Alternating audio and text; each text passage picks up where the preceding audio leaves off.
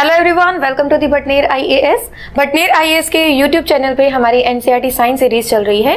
9th class हम शुरू कर चुके हैं और फर्स्ट चैप्टर हमारा कंप्लीट हो गया है। आज हम सेकंड चैप्टर शुरू करने जा रहे हैं जिसका टाइटल ये है आपके सामने, हमारे आसपास के पदार्थ क्या शुद्ध हैं? Is matter around us pure? Pure मतलब शुद्ध। शुद्ध का मतलब क्या होता है? देखिए, आपने हमारे जितने भी फूड प्रोडक्ट्स हैं, हम बात करते हैं शुद्ध घी, शुद्ध दूध। एग्जैक्टली इस शुद्ध का मतलब क्या होता है, प्योर का मतलब क्या होता है?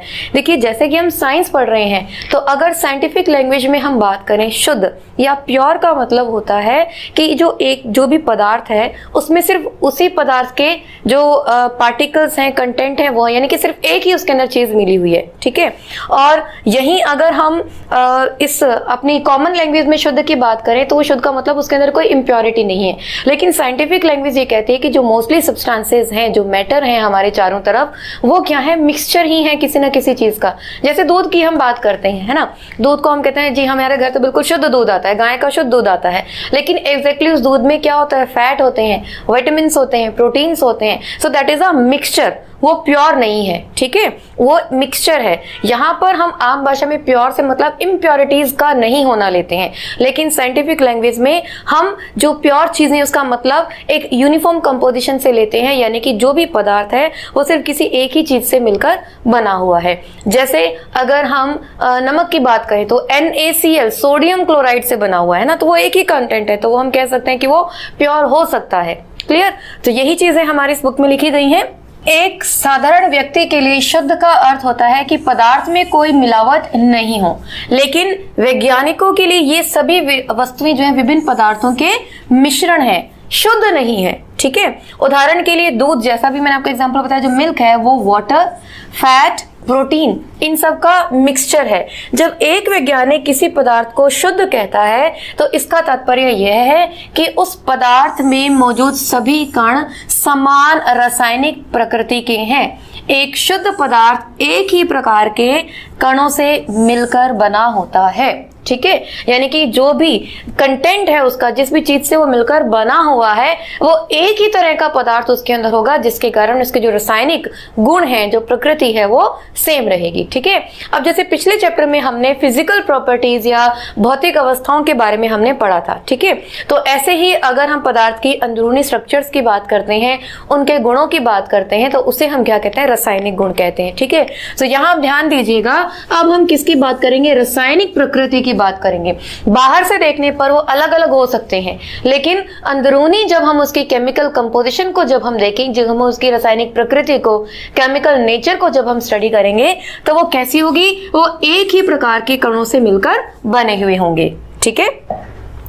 जैसे सभी पदार्थ जो है, मोस्टली जितनी भी चीजें होती हैं, वो हमारे आसपास अगर हम देखें तो क्या है? वो मिक्सचर ही है। जैसे एयर को हम कहते हैं प्योर एयर, लेकिन प्योर एयर हो ही नहीं सकती है। क्यों? क्योंकि वो क्या है? एक मिक्सचर है, mixture of gases, mixture of dust particles, है ना। एयर के अंदर हमें क्या क्या मिलती हैं? डस्ट पार्टिकल्स मिलते हैं, तरह तरह की गैसेस मिलती हैं, वाटर वेपर मिलती है। तो ये क्या? एक मिक्सचर है। ठीक है। जल की हम बात करें, समुद्री जल की हम बात करें, तो उसमें क्या है? वाटर प्लस नमक, NaCl, सॉल्ट है उसके अंदर, है ना। तो सॉल्ट जब मिल गया उसके अंदर तो वो क्या बन गया? एक मिक्सचर बन गया। क्लियर?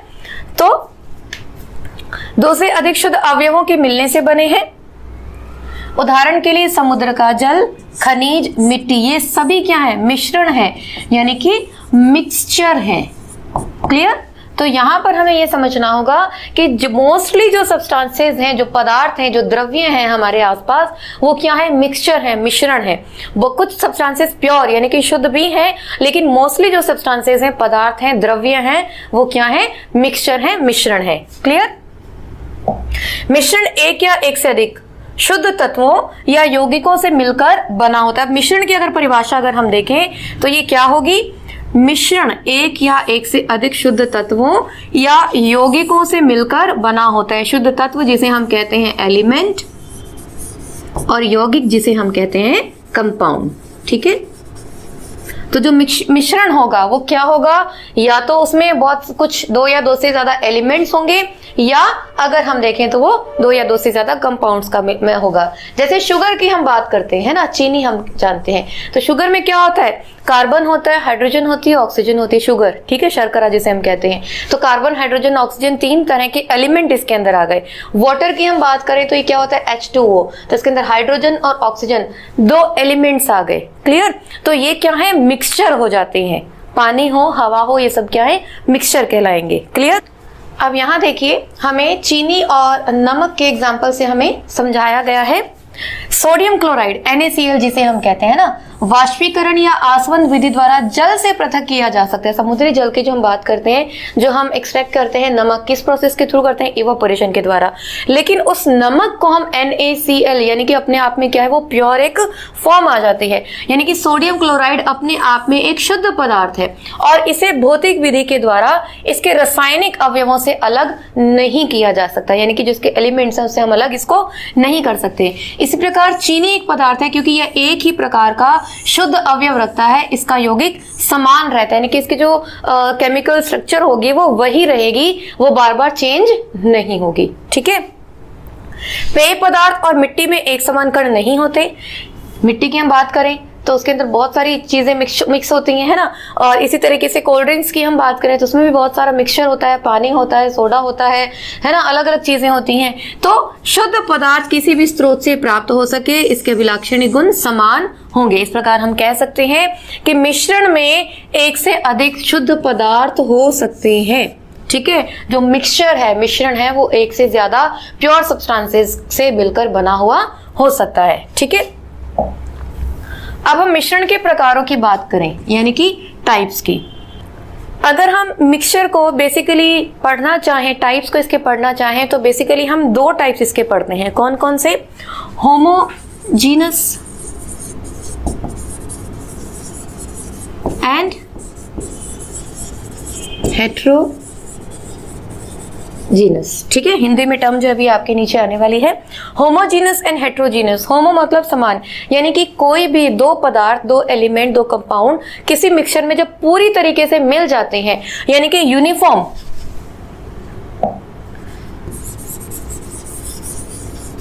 कंपोजिशन हो जाती है, तो उसे हम क्या कहते हैं? होमोजीनस। जैसे पानी के अंदर हमने चीनी घोल दी, तो क्या हम उसको बाहर से देख के बता सकते हैं कि उसके अंदर चीनी मिली हुई है या नहीं मिली हुई है? नहीं, क्योंकि चीनी पूरी तरीके से उसके अंदर डिसॉल्व हो जाती है। दूध के अंदर हम पानी डाल दें, है ना, तो क्या हम बता सकते हैं सिर्फ देखने से बाहर से कि उसके अंदर पानी मिला हुआ है? क्यों? क्योंकि वो यूनिफॉर्मली क्या हो गया, मिक्स हो गया है। अगर हम पूरे ग्लास के अंदर अगर हम ऑब्जर्व करें तो कहीं भी ऐसा हमें नजर नहीं आएगा कि दूध अलग है, पानी अलग है, या चीनी अलग है, पानी अलग है, या नमक अलग है, पानी अलग है ना। तो ऐसे मिक्सचर को हम क्या कह देते हैं? होमोजीनस। और इसी तरीके से जो हेट्रोजीनस है, जिसमें हम नॉन यूनिफॉर्म मिक्सचर देखते हैं। नॉन यूनिफॉर्म कैसे? जैसे पानी के अंदर हम मिट्टी घोलें, रेत घोलेंगे, तो क्या होगा? क्या वो मिक्स हो पाएगी अच्छे से? नहीं होगी। कुछ देर बाद जब वो सेटल हो जाएगी नीचे, या वैसे भी अगर हम देखें तो रेत हमें आराम से पानी के अंदर घुलती हुई नजर आएगी। होगा ऐसा? इसी तरीके से पानी के अंदर अगर हम ऑयल डालें तो क्या वो मिक्स होगा? नहीं होगा। यानी कि नॉन यूनिफॉर्म जो है कंपोजिशन उनकी बन जाएगी, मिक्सचर बन जाएगा, तो उसको हम क्या कह देंगे? हेट्रोजीनस, यानी कि नॉन यूनिफॉर्म कंपोजिशन वाला मिक्सचर। ठीक है? तो अब आगे इन्हीं के बारे में यहां पर दिया गया है।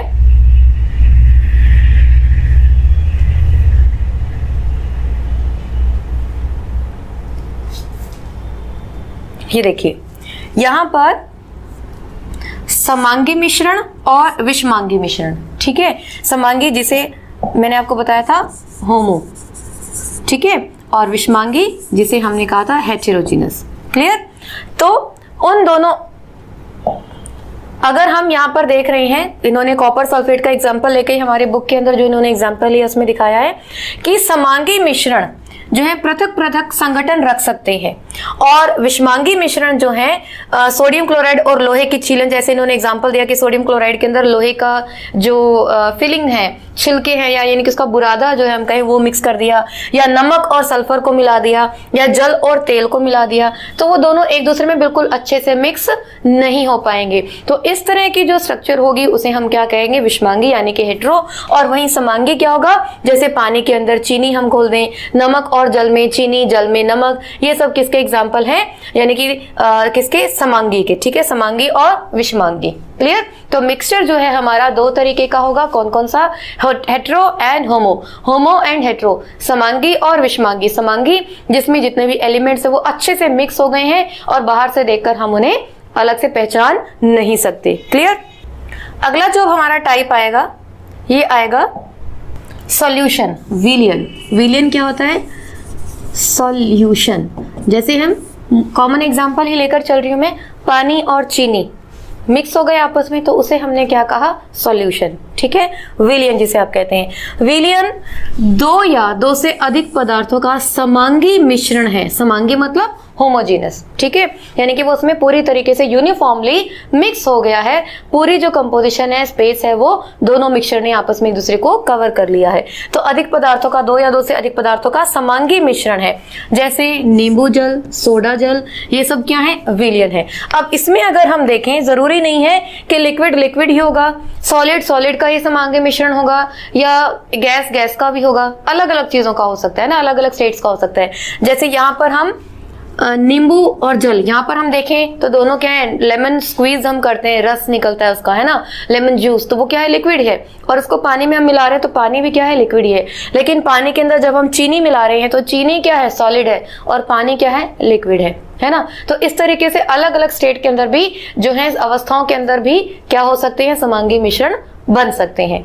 ठीक है, तो हम एक विलियन को ऐसे तरल पदार्थ के रूप में विचार करते हैं जिसमें ठोस, द्रव या गैस मिले हों। लेकिन प्रकृति में ठोस विलयन, मिश्र धातु और गैसीय विलयन भी होते हैं। यानी कि जो अभी मैंने आपको बताया, जरूरी नहीं है कि जो द्रव है, विलयन यानी कि सॉल्यूशन हमारे दिमाग में आते हैं क्या था कि ये लिक्विड ही होगा, लेकिन जरूरी नहीं, जो मिश्रण हो सकता है वो किसका बन सकता है, ठोस विलयन भी हो सकता है और गैसीय विलयन भी हो सकता है। जैसे हम एयर की बात करते हैं तो एयर क्या है, मिक्सचर है किस चीजों का, तो वो क्या है, हम उसको विलयन भी हम कह सकते हैं। अभी हम इसको आगे देखेंगे। और ठोस विलयन जैसे मिश्र धातु, एलॉय होते हैं ना, मिश्र धातु, हम एलॉय जानते हैं आप सभी, एलॉय जिसके अंदर हम अलग अलग मेटल्स या नॉन मेटल्स को, या मेटल और नॉन मेटल को मिक्स कर देते हैं और एक नए तरह का सब्सटेंस हमारे लिए बन जाता है। जैसे ब्रॉन्ज हम कहते हैं ना, ब्रॉन्ज में क्या होता है, तांबा जो है, कॉपर है, निकल है, ये सब मिक्स होते हैं। तो इस तरह के सब्सटेंसेस को हम क्या कह देते हैं, एलॉय यानी कि मिश्र धातु। तो मिश्र धातु भी अपने आप में क्या है, एक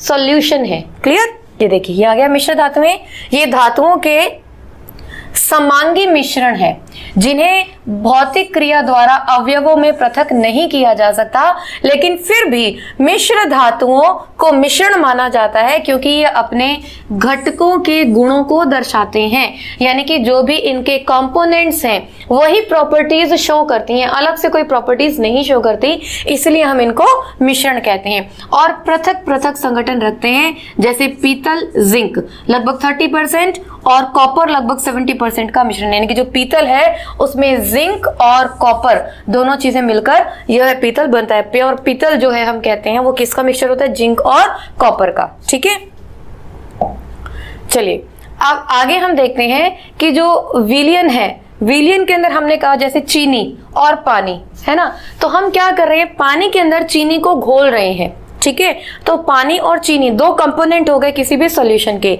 जो भी सॉल्यूशन होगा वो हमारा दो चीजों से मिलकर बना होगा। ये अगर हमारा सॉल्यूशन है तो इसमें क्या होगा, एक तो पानी हुआ और एक चीनी हुआ, तो एक को तो हम क्या कह देते हैं, सॉल्वेंट। ठीक है, और दूसरे को हम क्या कहते हैं, सॉल्यूट। क्लियर। सॉल्वेंट जिसे आप हिंदी में कहते हैं विलायक, और सॉल्यूट जिसे आप कहते हैं विलेय।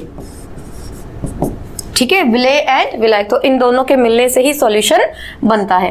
अब कौन सॉल्वेंट होगा और कौन सॉल्यूशन होगा ये कैसे पता लगेगा?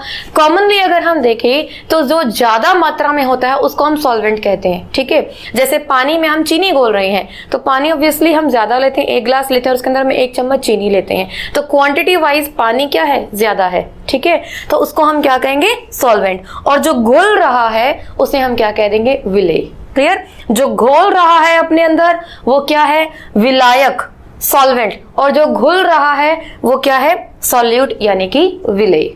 डन? इतनी बात आई आपको समझ में? देखिए, चीनी और जल का विलयन एक तरल घोल में ठोस का उदाहरण है, ठीक है। वही जो आपको मैं सभी समझा रही थी कि जरूरी नहीं है कि लिक्विड लिक्विड ही होगा और सॉलिड सॉलिड ही आपस में क्या बनाएंगे, सॉल्यूशन बनाएंगे। अलग अलग जो फिजिकल स्टेट्स हैं उसमें भी बन सकता है। जैसे चीनी और जल का एग्जांपल इन्होंने हमें दिया है पहले।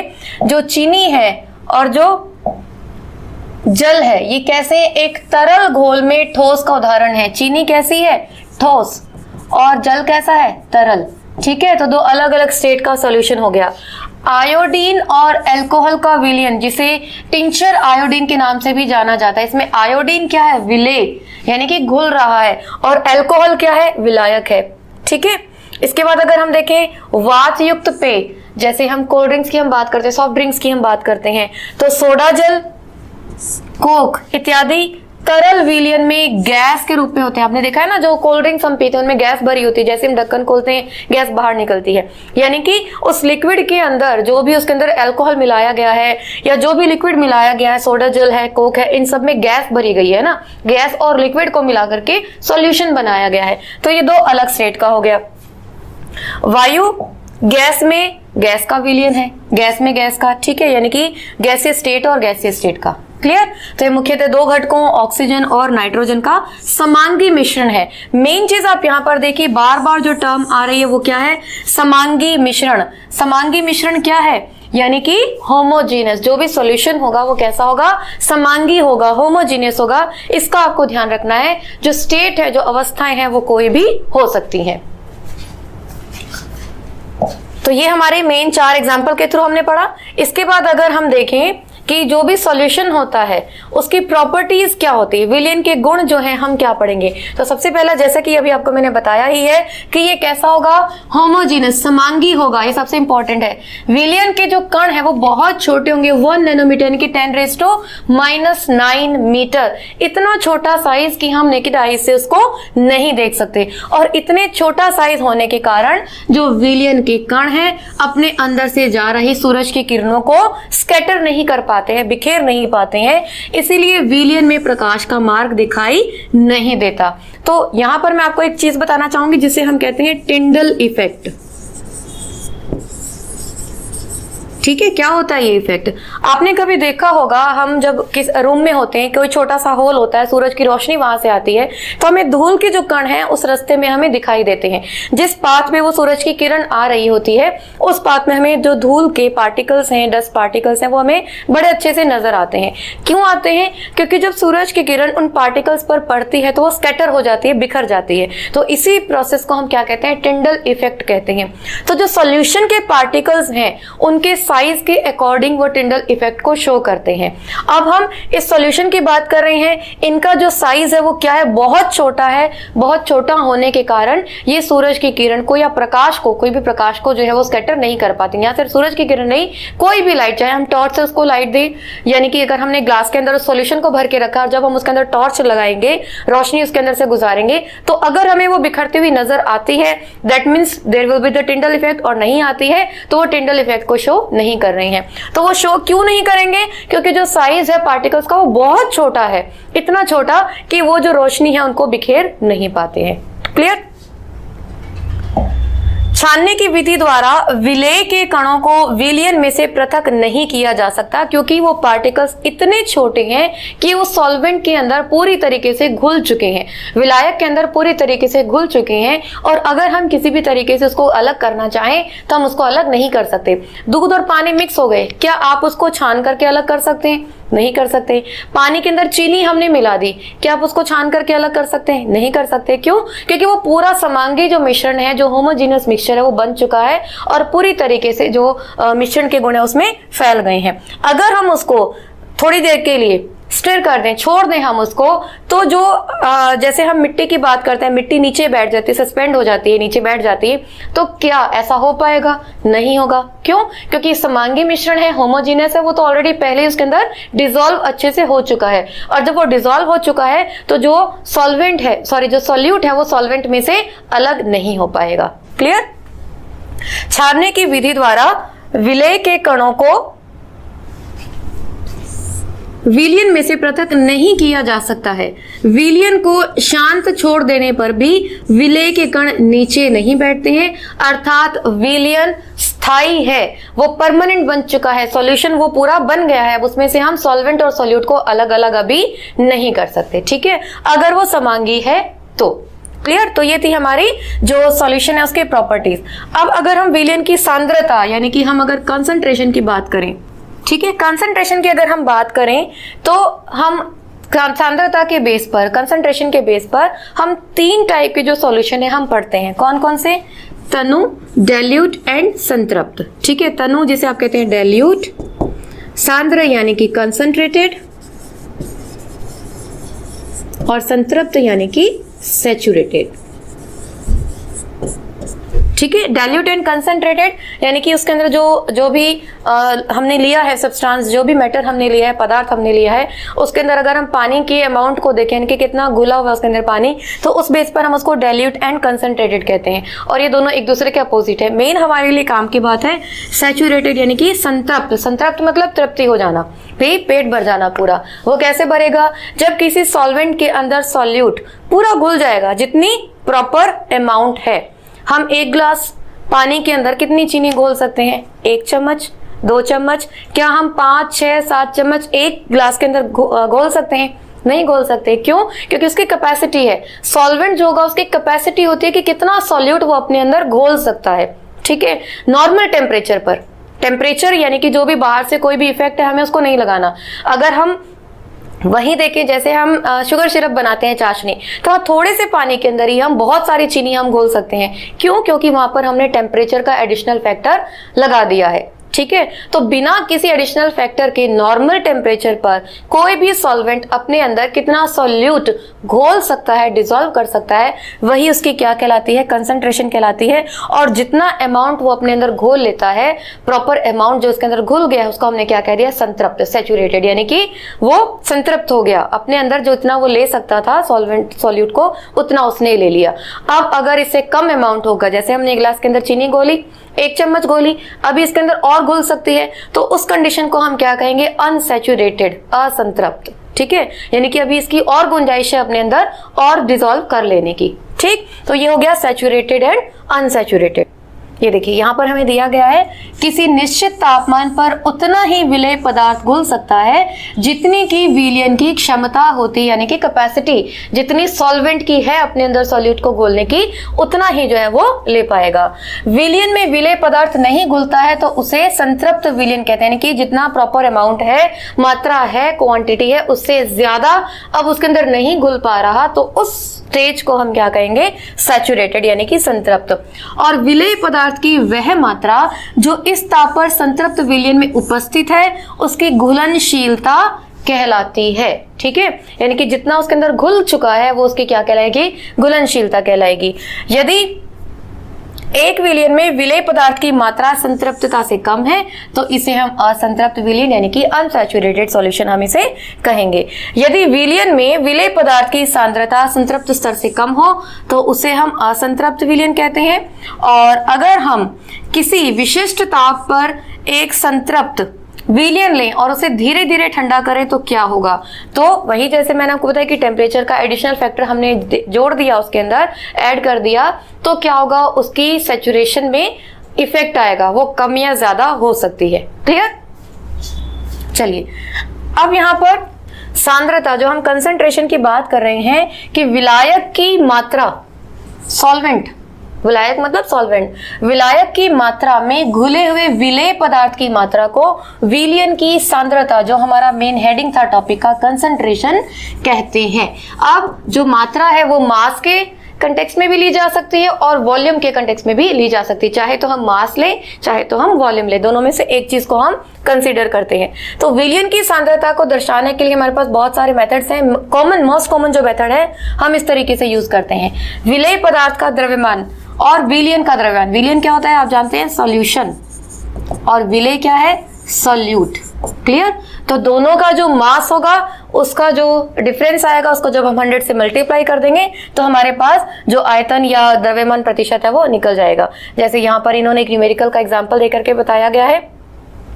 विलेय पदार्थ यानी कि नमक का जो द्रव्यमान है वो कितना है, 40 ग्राम, और विलायक, विलायक क्या है, जल, ठीक है, उसका द्रव्यमान कितना है, 320 ग्राम। तो सॉल्यूशन बन जाएगा कि इसका नमक और जल का, यानी कि 320 ग्राम वाटर के अंदर 40 ग्राम हमने क्या मिला दिया, नमक मिला दिया, तो एक सॉल्यूशन तैयार हो गया।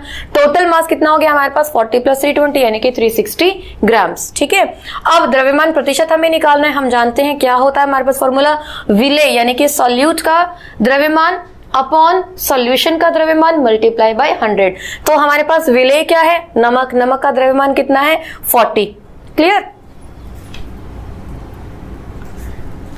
40, और यही विलयन क्या बन गया हमारे पास, सॉल्यूशन, नमक और पानी का। हमारे पास टोटल मास कितना है, 360।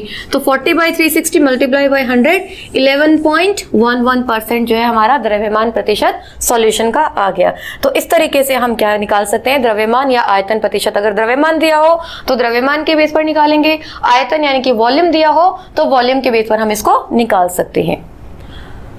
अगला टॉपिक जो है हमारा सस्पेंशन। सस्पेंशन, निलंबन जिसे यहां पर लिखा गया है, सस्पेंशन।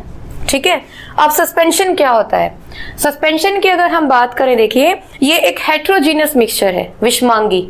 ठीक है, suspension is a heterogeneous mixture in which the solution particles do not dissolve but remain suspended. Suspension और सस्पेंडेड, सस्पेंशन सस्पेंडेड आई के टर्म आपको नजर आ रही है। तो क्या होता है, यानी कि जब विलेय पदार्थ के कण घुलते नहीं हैं बल्कि माध्यम की समष्टि में निलंबित रहते हैं। ये निलंबित कण आंखों से देखे जा सकते हैं। जैसे पानी के अंदर हम मिट्टी घोल दें तो मिट्टी क्या होगी, वो उसके अंदर पानी के अंदर घूमती रहेगी और कुछ देर बाद वो सस्पेंड हो जाएगी, नीचे बैठ जाएगी, है ना। तो इस तरह के सॉल्यूशन को हम क्या कह देते हैं, सस्पेंशन यानी कि निलंबन इसे हम कह देते हैं। अब निलंबन की क्वालिटीज क्या है, सबसे पहले तो यही हमें समझ में आ गई कि एक ऐसा मिक्सचर है, एक हेट्रो यानी कि विषमांगी मिश्रण है। क्यों, क्योंकि नॉन यूनिफॉर्म कंपोजिशन बन गई है, दोनों जो एलिमेंट्स हैं या कंपाउंड्स होंगे वो आपस में अच्छे से मिक्सचर नहीं बन पाएगा उनका, तो इसलिए कैसा हो गया, विषमांगी। अब विषमांगी है तो इसके जो पार्टिकल्स हैं यानी कि वो साइज में कंपैरेटिवली बड़े हैं, इसलिए उसके अंदर घुल नहीं पा रहे हैं, है ना। और जब बड़े हैं यानी कि हम उनको आंखों से बड़े इजीली देख पा रहे हैं, उनका जो साइज है कंपैरेटिवली बड़ा है। और साइज बड़ा है इसके कारण जब किरण, लाइट जो रेज उसके पास से जाएगी, उसके अंदर से जाएगी तो क्या कर देगी, इसको फैला देगी। देखिए यहाँ पर आपको दिखाया गया है, ये हमें टॉर्च से 2 सॉल्यूशन हमने लिए हैं, एक कॉपर सल्फेट का सॉल्यूशन है और दूसरा जो है दूध और पानी का सॉल्यूशन है। ठीक है, तो एक जो है क्या कर रहा है, दूध और पानी कैसा मिक्सचर है, समांगी, होमोजेनस, तो वो क्या कर रहा है, देखिए लाइट को स्कैटर नहीं कर रहा है। वहीं जो दूसरा सॉल्यूशन है वो कैसा है, विषमांगी यानी कि हेट्रो, तो वो क्या कर रहा है, लाइट जो है हमें उसके अंदर क्लियरली दिखाई दे रही है। क्यों, क्योंकि उसके अंदर जो हेट्रोजीनस मिक्सचर के अंदर जो पार्टिकल्स हैं वो बड़े हैं और वो क्या कर रहे हैं, लाइट रे को स्कैटर कर रहे हैं, टिंडल इफेक्ट शो कर रहे हैं। ठीक है, तो उसका मार्ग दृष्टिगोचर हो जाता है। और जब हम इसे शांत छोड़ देते हैं तो ये कण नीचे की ओर बैठ जाते हैं, अर्थात निलंबन अस्थायी होता है। अस्थायी यानी कि ये परमानेंट नहीं होता। हमने जब उसके अंदर घोला, हम उसको घुमाएंगे जब उसको किसी भी छड़ से या स्पून से, तो इतनी देर वो रेत होगी उसके अंदर घूमती रहेगी। और लेकिन जैसे ही हम उसको स्टिर कर देंगे, थोड़ी देर हम छोड़ देंगे उसको, तो रेत उसके अंदर नीचे बैठ जाएगी। यानी कि जो सस्पेंशन था वो सॉल्यूशन अब नहीं रहा। ठीक है, यानी कि जिस वक्त वो उसके अंदर पार्टिकल्स हमें नजर आ रहे हैं, अलग नहीं, उसके अंदर ही हमें ऊपर तक नजर आ रहे हैं लेयर के, उस फॉर्म को हम कहेंगे सस्पेंशन, निलंबन। क्लियर। तो छानन विधि द्वारा इन कणों को मिश्रण से अलग किया जा सकता है। अब अगर हम मिट्टी के अंदर पानी के अंदर मिट्टी मिला दें, या हम चाय बनाते हैं ना, चाय की पत्ती जो होती है हम जब छान लेते हैं सीप से, तो क्या होती है, वो पत्ती, अदरक, इलायची विलायची जो भी है वो सब अलग हो जाती है, और बाकी की जो तैयार चाय है लिक्विड वो हमारे कप में आ जाती है। यानी कि सस्पेंशन ये जो रहा हमारा, उसको हमने क्या किया, एक फिल्टर के थ्रू, हमने एक छलनी के थ्रू उसको अलग कर लिया। यानी कि इनके पार्टिकल्स को हम अलग कर सकते हैं। जब सभी कण नीचे बैठ जाते हैं तो निलंबन समाप्त हो जाता है और विलयन में प्रकाश के किरण का प्रकीर्णन रुक जाता है। यानी कि अगर यहां पर अगर हम देखें, इसी डायग्राम में मैं आपको समझा रही हूं, अगर रेत के पार्टिकल्स यहाँ नीचे नीचे बैठ जाते हैं, है ना, सस्पेंशन खत्म हो गया, वो सॉल्यूशन नहीं रहा, सस्पेंशन नहीं रहा, तो ये टिंडल इफेक्ट वो शो नहीं कर पाएगा। क्यों? क्योंकि अब जो रेत के पार्टिकल्स जो लाइट को स्कैटर कर रहे थे वो तो लाइट के रास्ते में है ही नहीं, वो तो नीचे बैठ गए हैं और लाइट अपनी सीधी निकल गई है। ठीक है, तो इस सिचुएशन में जो है वो टेम्परेरी जो सॉल्यूशन बन पाया है, सस्पेंशन बन पाया है, उसके बाद सस्पेंड हो जाने के बाद जो है टिंडल इफेक्ट शो नहीं। नेक्स्ट जो है हमारा कोलाइडल सॉल्यूशन। ठीक है, कोलाइडल सॉल्यूशन क्या होता है? कोलाइड के कण विलयन में समान रूप से फैले होते हैं। निलंबन की अपेक्षा कणों का आकार छोटा होने के कारण यह मिश्रण समांगी प्रतीत होता है। देखिए सस्पेंशन जो हमने पढ़ा उसमें क्या था, जो पार्टिकल्स थे सॉल्यूट के वो बड़े थे कंपैरेटिवली, और कोलाइड में वही सिचुएशन है, लेकिन पार्टिकल्स कंपैरेटिवली छोटे हैं, और छोटे होने के कारण वो हमें समांगी मिश्रण लगता है, होमोजेनियस मिक्सचर लगता है। ठीक है, लेकिन वास्तव में कैसा होता है, ये विषमांगी ही होता है, हेट्रो ही होता है। क्लियर? क्योंकि तभी वो क्या कर पाएगा, जो पार्टिकल्स हैं वो हमें अभी टिंडल इफेक्ट भी शो करेंगे, क्योंकि उनका जो साइज है सॉल्यूशन से कंपैरेटिवली क्या है, बड़ा है। ठीक है,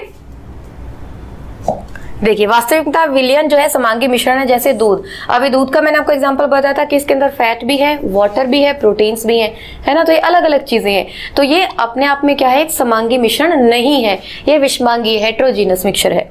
क्लियर?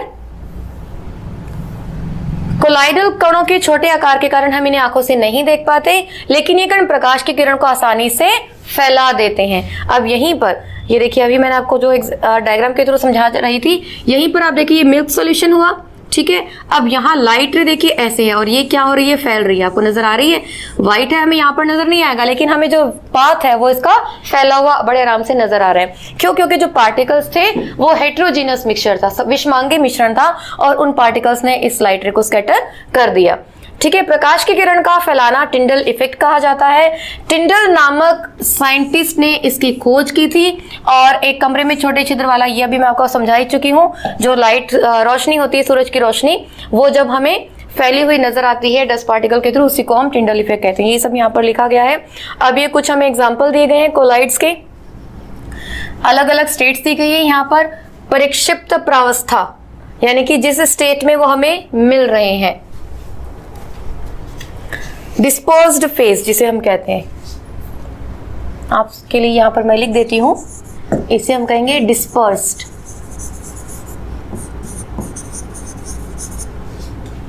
परिक्षेपण माध्यम, यानी कि डिस्पर्सिंग मीडियम।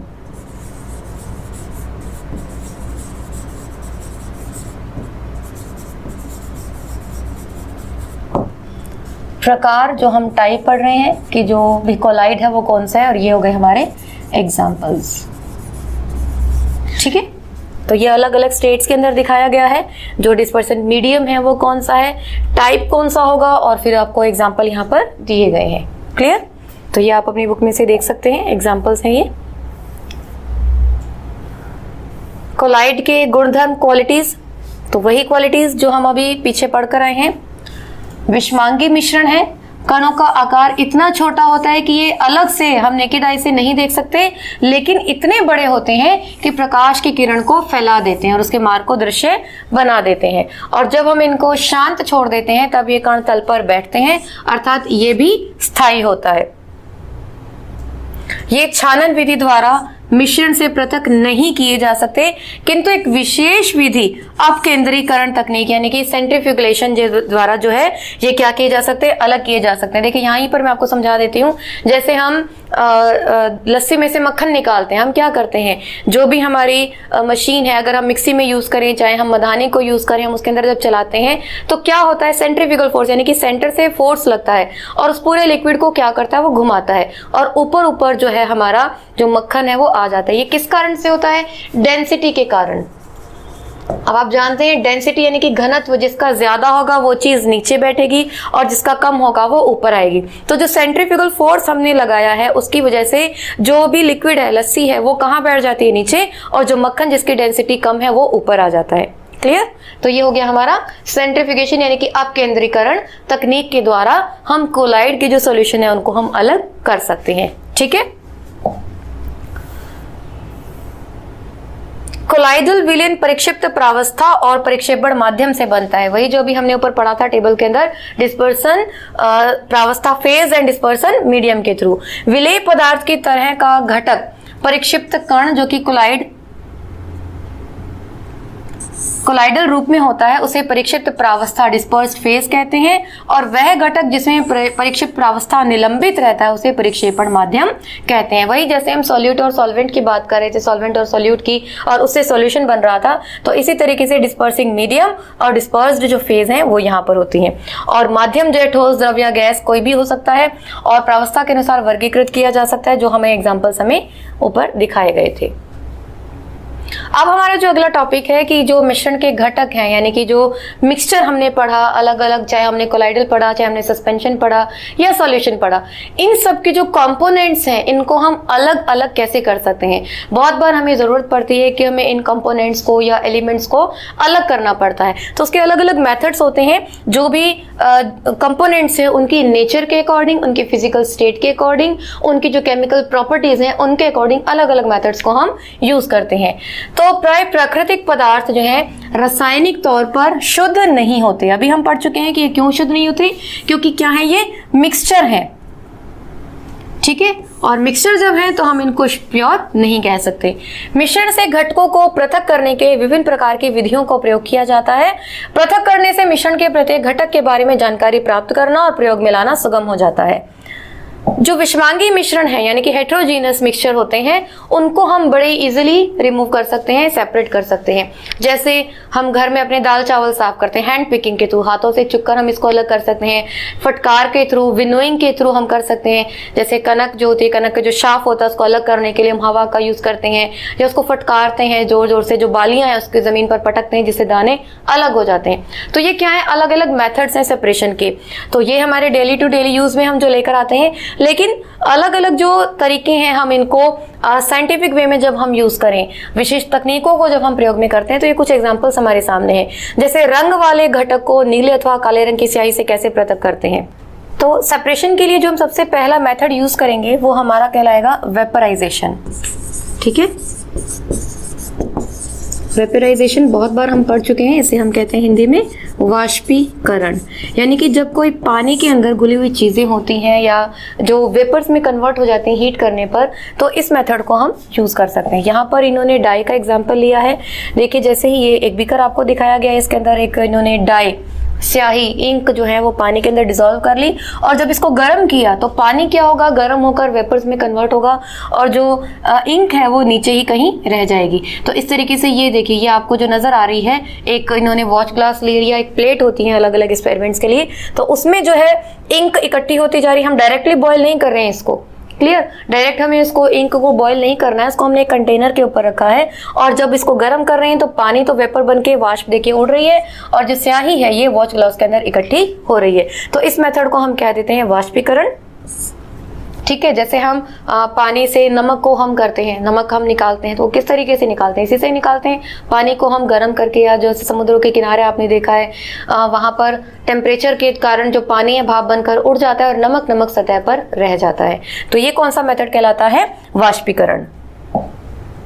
दूसरा हमारा अकेंद्रीय यंत्र यानी कि सेंट्रीफ्यूगिंग मशीन, जैसा भी मैंने आपको बताया, जैसे हम दूध को मथते हैं, क्रीम निकालते हैं दूध से, या हम मक्खन निकालते हैं लस्सी से, जैसे मिक्सी हम यूज़ करते हैं या वॉशिंग मशीन हम यूज़ कर रहे हैं। इन सब में क्या हो रहा है, जैसे कपड़ों को हम ड्रायर में डालते हैं तो कपड़ों से क्या हो गया, पानी जो है वो अलग हो जाता है। क्यों? क्योंकि जब वो घूम रही है तो जो सेंट्रीफ्यूगल फोर्स है, अपकेंद्रीय बल जो है वो लग रहा है, जिसकी वजह से दो स्टेट्स जो आपस में अलग अलग हो जाती है। जो लाइट डेंसिटी वाली चीज है वो ऊपर आ जाएगी और कंपैरेटिवली कम वाली वो नीचे निकल जाएगी। ठीक है, तो दूध को मथने पर हमें क्रीम निकलती है, तो वो कौन सा मेथड होता है, अपकेंद्रीय बल से। अब दूध को क्रीम से अलग कैसे कर रही हैं, ये सारा मेथड यहीं पर ये दिया गया है। ओवरऑल मैंने आपको समझा दी है। अब जो हम कर रहे हैं, देखिए, तेल को अगर हमें पानी से अलग करना हो, ये देखिए यहां पर अघुलनशील द्रवों का पृथक्करण, अघुलनशील यानी कि इमिजिबल जो होते हैं,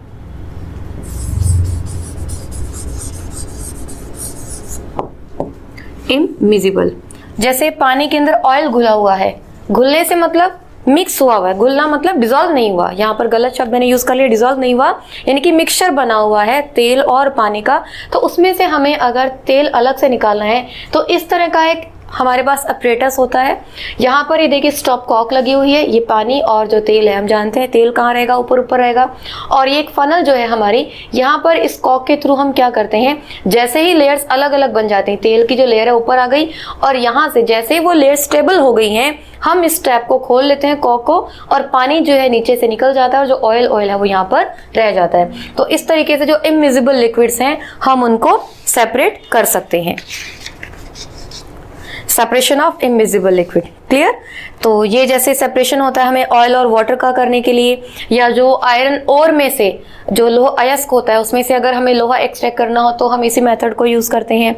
और the lighter slag is removed from the top by this method to leave the molten iron at the bottom in the furnace, यानी कि जो फर्नेस है इसमें जो लिक्विड होता है वो नीचे से हम निकाल लेते हैं, जो सॉलिड सब्सटेंसेस है वो उसके अंदर ही रह जाते हैं। तो इस मेथड से हम इसको अलग कर सकते हैं। लेकिन यहाँ पर डिपेंड क्या करेगा, डेंसिटीज, सारा मैटर डेंसिटीज का ही है, तो डेंसिटीज के अकॉर्डिंग ही अलग अलग लिक्विड्स की जो डेंसिटीज होगी वो अलग अलग होगी, तो उसी के बेस पर ये सेपरेशन हम कर पाएंगे।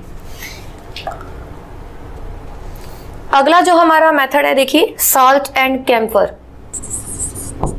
सॉल्ट एंड कैम्फर, आपको अपने पिछले चैप्टर में मैंने बताया था कि कुछ जो सब्सटेंसेस हैं वो क्या करते हैं, टेम्परेचर और प्रेशर के इफेक्ट से अपनी जो स्टेट है वो चेंज कर लेते हैं, कन्वर्ट हो जाते हैं। और जैसे जो सॉलिड है वो लिक्विड में, लिक्विड से फिर गैस में। लेकिन कुछ सब्सटेंसेस ऐसे होते हैं जो सॉलिड से डायरेक्टली गैसेस स्टेट में आ जाते हैं, जिसे हमने क्या कहा था, सब्लिमेशन, यानी कि ऊर्ध्वपातन। ठीक है, तो जैसे सॉल्ट है, सॉल्ट और वाटर को तो हमने अलग कर लिया था वेपराइजेशन के थ्रू, लेकिन सॉल्ट और कैम्फर, ये जो दो स्टेजेस हैं, इसमें से सॉल्ट तो हम कर सकते हैं, लेकिन कैम्फर भी, यानी कि जो ये हम कपूर या नेफ्थलीन की हम बात कर रहे हैं, अगर वो इसके अंदर मिक्स हुआ है तो हम उसको कैसे गर्म करेंगे। क्यों? क्योंकि पानी के अंदर नमक घुला हुआ होता तो वेपर बन के उड़ जाता और नमक हम अलग कर लेते, लेकिन ये दोनों चीजें क्या है, सॉलिड है। और कैम्फर डायरेक्टली किस में कन्वर्ट हो रहा है, गैसेस के अंदर। तो इस मेथड के लिए हम क्या करते हैं, इस मिक्सचर के लिए हम क्या करते हैं, ऊर्ध्वपातित होने योग्य ठोस पदार्थों के जो एग्जाम्पल हैं वो हम यहाँ पर ले रहे हैं। देखिए इस तरीके से एक फनल को उल्टा रखा जाता है, ठीक है, और यहाँ पर जो है नमक और कपूर और नमक का मिश्रण, ये आपको नजर आ रहा है, यहाँ पर कपूर और नमक का मिश्रण यहाँ पर लिया गया है। और ये जो है हमने नीचे एक बाउल ली है, चीनी मिट्टी का जो एक पोर्सिलेन का जो हमने एक प्याला लिया है, बाउल लिया है, और इसको इसके ऊपर हमने इस फनल को उल्टा रख दिया और उसके अंदर क्या रखा हुआ है, जो हमारा मिक्सचर है वो। अब जब हम इसको गर्म करेंगे, हीट करेंगे, तो जो कपूर है, नेफ्थलीन है, हम जानते हैं वो किस में कन्वर्ट हो जाता है, डायरेक्टली वेपर्स में कन्वर्ट हो जाता है। तो कपूर की जो वेपर्स है वो ऊपर उड़ेंगी और ऊपर यहाँ पर जैसे इसको स्पेस कम मिलेगा, ऊपर जाएगा, टेम्परेचर कम होगा, ये किस में कन्वर्ट हो जाएगा, फिर से सॉलिड स्टेट में कन्वर्ट होगा और ये यहाँ पर इकट्ठा हो जाएगा। अच्छा ध्यान रखना है कि हम इस फनल के माउथ पर कॉटन हमें लगा कर रखनी है, नहीं तो नहीं लगाएंगे तो क्या होगा, जो कपूर की वेपर्स बनी है वो डायरेक्टली उसमें से बाहर निकल जाएंगी। लेकिन हमें कपूर चाहिए, उसमें से अलग हमें इकट्ठा करना है, तो वेपर्स देखिए यहाँ पर साइड में क्या होगा, धीरे धीरे जमती चली जाएंगी और इसको हम आगे अलग कर सकते हैं। ठीक है, तो ये होता है अगर दो सब्लिमेट यानी कि ऊर्ध्वपातन की प्रक्रिया द्वारा कपूर और नमक का पृथक्करण करना। क्लियर। अगला जो हमारा मेथड रहेगा काली स्याही में डाई एक ही रंग, यानी कि काली स्याही या डाई का जो हम यूज करते हैं, एक्चुअली जो डाई होती है वो कलर्स का कॉम्बिनेशन होती है, बहुत सारे कलर्स मिक्सचर होती है। तो इन कलर्स को अगर हमें अलग अलग करना हो तो हम उसके लिए फिल्टर पेपर को यूज करते हैं। इस तरीके से देखिए फिल्टर पेपर है ये। इस फिल्टर पेपर को हम क्या करते हैं, एक फ्लास्क के अंदर पानी भर के उसके अंदर हम उसको डाल देते हैं। तो जैसे ही पानी आप जानते हैं फिल्टर पेपर के कांटेक्ट में आएगा तो पानी ऊपर की तरफ मूव करेगा, है ना। क्यों? क्योंकि जो फिल्टर पेपर है उसको सोख रहा है। तो जैसे जैसे पानी ऊपर जाएगा और जो इंक हमने यहाँ पर लगा रखी है, जैसे ही वो इंक या डाई पानी के कांटेक्ट में आएगी तो जो भी कलर पानी के अंदर डिसॉल्व हो सकते हैं, घुल सकते हैं, वही कलर वहां पर हमें दिखने लग जाएंगे। जो कलर सबसे ज्यादा डिसॉल्व होगा वो सबसे पहले दिखाई देगा और धीरे धीरे फिर हमें जो सारे कलर्स हैं वो हमें दिखाई देने लगते हैं। तो इस मेथड का जो यूज है हम बहुत जगह पर करते हैं। जैसे अगर हमें ब्लड में ड्रग्स की आइडेंटिफाई करना है तो भी हम इसी मेथड को यूज कर सकते हैं। Colours in a dye, pigmentation, जो नेचुरल पिगमेंट्स जो फ्रॉम नेचुरल कलर्स, जैसे नेचुरल कलर्स के अंदर से हमें पिगमेंट्स निकालने तो भी हम इस मेथड को यूज कर सकते हैं, ठीक है। और ड्रग्स फ्रॉम ब्लड आपको बता ही दिया है मैंने। और ये जो मेथड है इसे हम कहते हैं क्या है, क्रोमेटोग्राफी, ठीक है। क्रोमेटोग्राफी क्यों कहते हैं? क्योंकि क्रोमा का मतलब क्या होता है, कलर। क्रोमेटोग्राफी इसका मतलब होता है कलर, ठीक है। तो जब हम कलर्स को अलग अलग सेपरेट कर रहे हैं, अलग कर रहे हैं एक मिक्सचर में से, तो उस मेथड को हम क्या कह देते हैं, क्रोमेटोग्राफी। अब यहाँ पर जो हमारा अगला सेपरेशन मेथड आएगा वो आएगा तो घुलनशील द्रवों के लिए, ठीक है। मिजिबल लिक्विड जो होंगे हमारे, तो मिजिबल लिक्विड्स, ठीक है। अब दो मिजिबल लिक्विड्स होंगे, इनको हम कौन से मेथड के द्वारा निकालेंगे, आसवन मेथड के द्वारा, यानी कि डिस्टिलेशन। आसवन को आप क्या कहते हैं, डिस्टिलेशन। कुछ इस तरह का अपरेटस हमारे सामने होता है। जो भी फ्लास्क है इसको हम कहते हैं डिस्टिलेशन फ्लास्क, आसवन फ्लास्क लिखा हुआ है यहाँ पर। ये स्टैंड है हमारा इस तरीके से, और इसके अंदर जैसे यहाँ पर एग्जांपल दिया गया वाटर और एसीटोन जो आपस में बहुत अच्छे से मिक्स हो चुके हैं, उसको हमें अलग करना है। तो ये सॉल्यूशन हमने क्या लिया, इस फ्लास्क के अंदर लिया, और यहाँ पर ये देखिए ये एक जल संगणक यानी कि वाटर कंडेंसर यहाँ पर लगा हुआ है। ये देखिए यहाँ पर पानी है, किस लिए, क्योंकि जब वेपर्स बनेंगी इस फनल के थ्रू होती हुई यहाँ पर आएंगी और पानी के कारण टेम्परेचर कम हो जाएगा, और जो वेपर्स बनेंगी उनको फिर से हम कंडेंस कर लेंगे और इस तरीके से अलग कर लेंगे।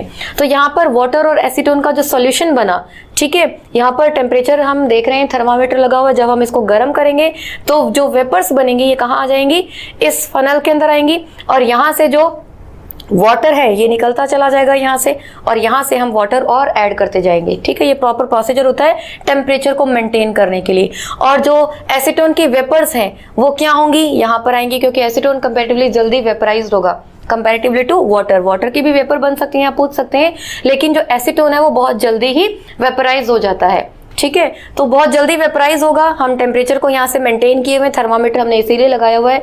तो पानी की जो वेपर्स बनेंगी कब बनेंगी, 100 डिग्री सेल्सियस पर, है ना। तो उससे बहुत पहले ही जो एसीटोन है वो बॉयल होगा और उसकी वेपर्स बनेंगे, और उसको हम यहाँ पर कंडेंस करके इस फ्लास्क में हम एसीटोन को इकट्ठा कर लेंगे, ठीक है। इस प्रोसेस को हम कहते हैं डिस्टिलेशन, यानी कि आसवन मेथड। इसी तरीके से प्रभाजी आसवन होता है, यानी कि फ्रैक्शनल डिस्टिलेशन जिसे आप कहते हैं। अपनी पिछली क्लासेस में हमने पेट्रोलियम का पढ़ा था कि जो पेट्रोलियम प्रोडक्ट्स होते हैं उनको हम फ्रैक्शनल डिस्टिलेशन के थ्रू अलग अलग टेम्परेचर पर हम इकट्ठा कर लेते हैं। तो यहाँ आपको लगभग वैसा ही अपरेटस दिखाई दे रहा है जैसा कि अभी हमने पिछले एक्सपेरिमेंट में देखा, बस एक ये जो अपरेटस है ये साथ में एक अलग लगा हुआ है जिसे हम कहते हैं प्रभाजी कॉलम, यानी कि फ्रैक्शनल कॉलम। इसमें आपको देख रही हैं छोटी छोटी बॉल्स, ग्लास की बॉल्स नजर आती हैं, जैसे मार्बल्स होती है हमारी, इस तरह की बॉल्स होती हैं। ये बॉल्स क्या करती हैं, टेम्परेचर को मेंटेन करते हैं। टेम्परेचर इन द सेंस यानी कि जब हम इसको यहाँ पर गर्म करेंगे, ऊपर जब वेपर्स जाएंगी, इन बॉल्स के कारण क्या होगा, टेम्परेचर कंपैरेटिवली कम होगा, और जो वेपर बन रही है उसको कंडेंस होने में, संघनन होने में हेल्पफुल रहेंगी वो, ठीक है। और इस तरीके से जो है हम फिर से इसी फ्लास्क के थ्रू अलग अलग जो टेम्परेचर हैं उनके डेंसिटी के अकॉर्डिंग हम क्या कर लेंगे, जो भी लिक्विड्स हैं उनको हम सेपरेट करते चले जाएंगे। तो इसको हम कहते हैं प्रभाजी आसवन, यानी कि फ्रैक्शनल डिस्टिलेशन। अब वायु से गैसों को हम कैसे प्राप्त कर सकते हैं? एयर है, एयर से सपोज हमें ऑक्सीजन निकालनी है तो हमें क्या करना होगा, जो बाकी की गैसेज हैं सारी उनको रिमूव करना होगा। अब एयर हम जानते हैं कैसा है, होमोजेनियस मिक्सचर है, समांगी मिश्रण है। तो हम करेंगे क्या, सबसे पहले प्रेशर को बढ़ाएंगे और टेम्परेचर को कम करेंगे। ध्यान रखिएगा, दाब बढ़ाकर और तापमान को कम करके वायु को संपीड़ित और ठंडा करेंगे। कंप्रेस करना है हमें एयर को। कंप्रेस करेंगे तो जो एयर है, गैस है, जब हम कंप्रेस करते हैं तो किसमें कन्वर्ट होती है? गैसीय स्टेज किसमें जाएगी? लिक्विड में।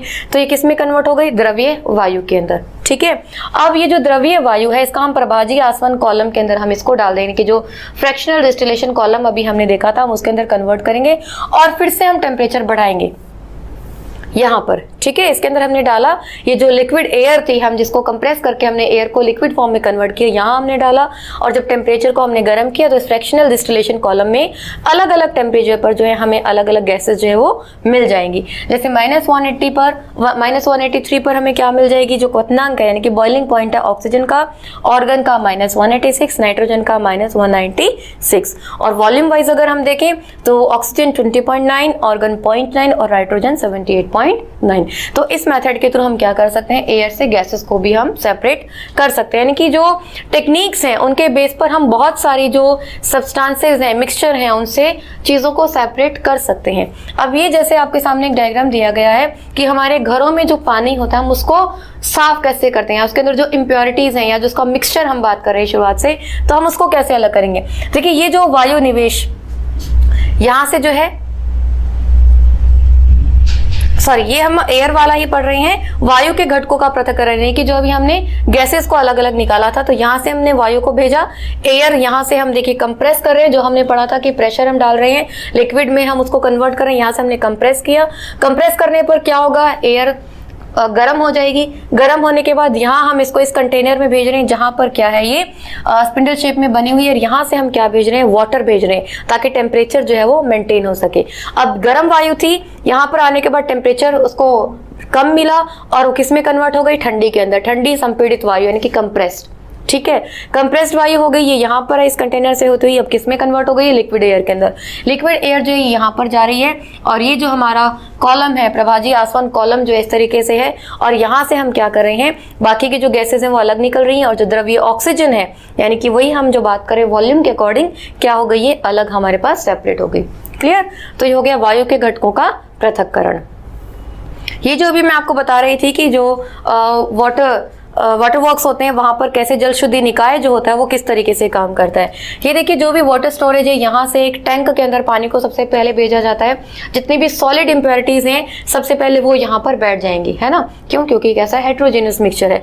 इसके बाद एक दूसरे कंटेनर में इसको भेजा जाएगा, यहाँ पर क्या होगी, जो सस्पेंडेड प्योरिटीज है, सस्पेंडेड कौन सी थी, जो पहले तो घुल रही थी, कंपेरेटिवली साइज में छोटी थी, है ना, हैवी थी, जो बड़े बड़े पत्थर थे वो तो पहले ही कंटेनर में आ गए, लेकिन जो सस्पेंडेड यानी कि उससे छोटे साइज थे वो अगले कंटेनर में आए। जब हमने इसको थोड़ी देर के लिए स्टेबल कर दिया तो जितनी भी सस्पेंडेड फॉर्म थी वो नीचे बैठ गई। तो आगे जो पानी था ये क्या हुआ, इस कंटेनर के थ्रू यहाँ पर आ गया और इसमें धीरे धीरे जो है आप देख रहे हैं ये कंकड़, पत्थर, रेत, बालू, मोटे कंकड़, ये सब धीरे धीरे तलहटी में बैठते चले जाएंगे साइज के अकॉर्डिंग। और फिर ये कंटेनर को हमने इस पाइप के थ्रू अलग से दूसरे कंटेनर में भेज दिया जहाँ पे हम क्लोरीन का यूज कर रहे हैं, बैक्टीरिया को मारने के लिए क्लोरिनिफिकेशन हो रहा है यहाँ पर, और फिर यहाँ से जो है टैप में इसको सप्लाई कर दिया जाता है। तो ये हुआ हमारा वाटर प्योरिफिकेशन। ठीक है, एक जो मेथड है हमारा ये है क्रिस्टलीकरण, क्रिस्टलाइजेशन। क्रिस्टलाइजेशन कैसे होता है, देखिए कई बार हम देखते हैं जब हम लिक्विड्स को या लिक्विड के अंदर सॉलिड कोई चीज़ मिली हुई होती है हम उसको इजीली अलग नहीं कर पाते हैं, तो हम उसको गर्म करके क्रिस्टल्स के अंदर कन्वर्ट कर लेते हैं। इसी प्रोसेस को हम क्या कहते हैं, क्रिस्टलीकरण हम कहते हैं। देखिए इसके अंदर हम पढ़ लेते हैं, समुद्री जल से जो नमक हम प्राप्त करते हैं उसमें बहुत सारी अशुद्धियां हो सकती हैं, यानी कि नमक तो हमने निकाल लिया लेकिन अभी भी उसके अंदर इम्प्योरिटीज हो सकती हैं। तो उसके लिए हम क्या करेंगे, क्रिस्टलीकरण मेथड यानी कि क्रिस्टलाइजेशन को यूज करेंगे। क्रिस्टल के रूप में शुद्ध ठोस को विलयन से अलग कर लिया जाता है, यानी कि जो सब्सटेंस हमें चाहिए उसकी क्रिस्टल्स बन जाते हैं और बाकी की जो इम्प्योरिटीज हैं वो अलग रह जाती हैं। वाष्पीकरण विधि से निम्न कारणों से जो क्रिस्टलीकरण मेथड है वो ज्यादा बेटर होता है। कुछ ठोस विघटित हो जाते हैं और या कुछ चीनी के समान गर्म करने पर झुलस हो जाते हैं, चार्ट हो जाते हैं। जब चीनी को हम गर्म करते हैं, आपने देखा है बहुत बुरी तरीके से जल जाती है, तो हम उसको गर्म नहीं कर पाते हैं, तो क्रिस्टल्स की फॉर्म में हम उनको गेन कर सकते हैं। छानने के पश्चात भी अशुद्ध विलेय पदार्थ को विलायक में घोलने पर विलयन में कुछ अशुद्धियां रह सकती हैं। वाष्पीकरण होने पर ये अशुद्धियां ठोस को दूषित कर सकती हैं, यानी कि जो इम्प्योरिटीज हैं वो भी तो वेपराइज हो सकती हैं या नहीं भी हो सकती है ना। अगर हमें जो सब्सटेंस वेपराइजेशन के थ्रू हमें गेन करना है, अगर इम्प्योरिटीज भी उसके साथ वेपराइज हो गई हैं तो वो इम्प्योरिटीज तो आ ही जाएंगी, तो उनको हम अब कैसे अलग करेंगे? उनको अलग करने के लिए हम जो मेन सब्सटेंस है, हमारा जो प्योर सब्सटेंस है, उसके हम क्रिस्टल्स बनाने का प्रोसीजर फॉलो करते हैं। तो यहाँ पर देखिए जैसे एग्जांपल दिया है, अशुद्ध नमूने से फिटकरी को अलग करना। फिटकरी आप कहीं पर एलम नाम भी इसका सुनेंगे तो ध्यान रखिएगा, फिटकरी को एलम कहते हैं। तो फिटकरी के लिए या समुद्री जल से नमक प्राप्त करने के लिए हम क्रिस्टलीकरण को यूज करते हैं। तो ये अब तक के हमारे मेथड थे जो अलग अलग सब्सटेंसेस को उनकी जो प्रॉपर्टीज हैं उनके बेस पर हम सेपरेट मिक्सचर से किस तरीके से कर सकते हैं। तो यहाँ पर हमने देखा जो अवस्थाओं का अंतर रूपांतरण जो है वो एक भौतिक प्रक्रिया है, जैसा कि हम पिछले चैप्टर में पढ़ चुके हैं कि एक अवस्था से दूसरी अवस्था में परिवर्तन होना क्या है, ये एक भौतिक प्रक्रिया है। जैसे बर्फ जमती है, बर्फ पानी में कन्वर्ट होती है और पानी फिर से वेपर के अंदर कन्वर्ट हो जाता है। तो इसमें कहीं भी जो पानी की कंपोजिशन है उसमें कोई चेंज नहीं आया, यानी कि उसके जो रासायनिक प्रॉपर्टीज है उसमें कोई चेंज नहीं आया। तो जब रासायनिक कोई चेंज नहीं होगा तो उसको हम क्या कहेंगे? भौतिक परिवर्तन ही कहेंगे।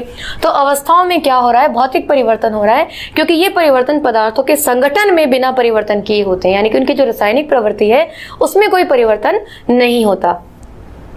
तो यहां पर हम एक और चीज देखेंगे, तत्व, एलिमेंट्स जिसे आप कहते हैं। जो हम केमिस्ट्री, हमने केमिकल प्रॉपर्टीज से शुरुआत की थी, तो जो पदार्थ हैं, जो मिश्रण की बात कर रहे हैं, वो बनते किससे हैं? एलिमेंट से, ठीक है। तत्व जो सबसे छोटा पदार्थ है, जिसको हम कह सकते हैं भी, उससे सिंपलर फॉर्म जो हम कहेंगे उसको एटम ही कहेंगे। रॉबर्ट बॉयल जो है वो पहले साइंटिस्ट थे जिन्होंने 1661 में सर्वप्रथम तत्व शब्द का प्रयोग किया। और फ्रांस के जो रसायनज्ञ केमिस्ट थे एंटोनी लॉरेंट लेवाइजिए 1743-1794 में इन्होंने इसको डिफाइन किया। इन्होंने क्या बताया कि तत्व पदार्थ का वह मूल रूप है जिसे रासायनिक प्रतिक्रिया द्वारा अन्य सरल पदार्थों में विभाजित नहीं किया जा सकता। जैसे हम H2O की बात करें, ये किन दो चीजों से मिला हुआ है? हाइड्रोजन और ऑक्सीजन। क्या हम हाइड्रोजन भी हमें पता है 2 H से मिलकर बनी हुई है, क्या हम इस हाइड्रोजन को और छोटी सिंपलर फॉर्म में बदल सकते हैं? नहीं। यानी कि हाइड्रोजन क्या है? ये एक एलिमेंट है, ठीक है। हाइड्रोजन एक एलिमेंट हुआ, यानी कि वो सबसे मूल जो अवस्था है जिसको हम और सिंपलर फॉर्म में हम कन्वर्ट नहीं कर सकते, अन्य सरल पदार्थों में हम विभाजित नहीं कर सकते, उसे हम क्या कहते हैं? एलिमेंट, यानी कि तत्व। जो तत्व है उनको साधारणतः हम धातु, अधातु, उपधातु, यानी कि मेटल्स, नॉन मेटल्स और मेटेलॉइड्स, ठीक है। ये क्या क्या है हमारे? Metals, non metals and metalloids, ठीक है। मेटल्स, नॉन मेटल्स, इनकी फिजिकल प्रॉपर्टीज हम पहले ही पढ़ चुके हैं पिछली क्लास के अंदर ही। जैसे मेटल्स होते हैं शाइनी होते हैं, इनकी सरफेस जो होती है लगभग स्मूथ होती है, लश्चरस होते हैं, सोनरस होते हैं, मैलिएबल होते हैं, डक्टाइल होते हैं, है ना। और वहीं नॉन मेटल्स में ये सब प्रॉपर्टीज नहीं होती। मेटेलॉइड्स क्या होते हैं? जिनमें मेटल्स और नॉन मेटल्स दोनों की ही प्रॉपर्टीज हमें मिल जाती हैं, तो उन सब्सटेंसेस को हम क्या कह देते हैं? मेटेलॉइड्स हम कहते हैं, ठीक है। तो ये हमारे पास वही प्रॉपर्टीज दी गई हैं, कंडक्टर हैं, मेलिएबल हैं, ये सब एग्जांपल हमें दिए गए हैं। देखिए सोना, चांदी, तांबा, लोहा, ये सब क्या है? हमारे मेटल्स हैं, ठीक है। धातु के उदाहरण है पारा, धातु होते हुए भी कमरे के द्रव्यमान पर द्रव्य। जैसा कि हमने पढ़ा है कि मेटल्स मेनली क्या होते हैं? सॉलिड होते हैं, लेकिन यहाँ पर जो पारा है वो क्या है? एक्सेप्शन है, ये नॉर्मल रूम टेम्परेचर पर लिक्विड फॉर्म में रहती है। और नॉन मेटल्स जो है अलग अलग कलर्स की होती हैं, इंसुलेटर्स होती हैं, सोनोरस नहीं होती हैं, लश्चरस नहीं होती हैं, ब्रिटल नहीं होती हैं। हाइड्रोजन, ऑक्सीजन, आयोडीन, कार्बन, ये सब क्या है? इसके एग्जाम्पल हो गए, ठीक है। अब जो उपधातु मेटेलॉइड्स हैं, यानी कि जो धातु और अधातु दोनों के गुणों को शो करते हैं, जैसे बोरॉन है, सिलिकॉन है, जर्मेनियम है, ये क्या है? मेटेलॉइड्स हैं, ठीक है। तो ये आपको ध्यान रखना है कि मेटल्स, नॉन मेटल्स हम पहले ही पढ़ चुके हैं। मेटेलॉइड्स हैं वो कौन कौन से हैं? ठीक है, एग्जाम्पल ये 2-3 आपके सामने जो हैं वो आपको ध्यान रखना है। तो अभी तक ज्ञात तत्वों की संख्या 100 से ज्यादा है। इनमें से जो 92 तत्व हैं वो प्राकृतिक नेचुरल हैं और बाकी के जो हैं वो मैन मेड हैं। अधिकतर तत्व ठोस हैं, सॉलिड हैं। 11 तत्व जो हैं, एलिमेंट्स जो हैं वो कमरे के टेम्परेचर पर यानी कि रूम टेम्परेचर पर क्या है, नॉर्मल टेम्परेचर पर गैसेस हैं।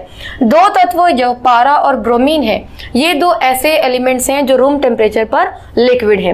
गैलियम सीजियम जो एलिमेंट्स हैं कमरे के टेम्परेचर यानी कि रूम टेम्परेचर पर से थोड़ा सा अधिक होते ही क्या आ जाते हैं, लिक्विड स्टेट में आ जाते हैं। तो ये कुछ चीजें आपको ध्यान होनी चाहिए।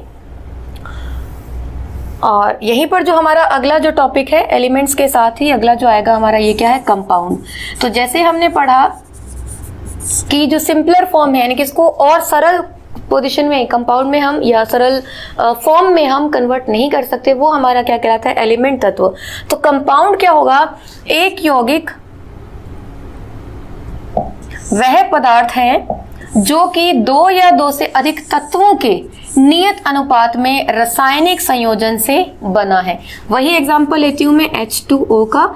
इसमें हाइड्रोजन और ऑक्सीजन 2 एलिमेंट्स आपस में एक फिक्स प्रोपोर्शन में मिले हैं। ठीक है, 6:8 जिसे हम कहते हैं, रेशियो की हम आगे बात करेंगे।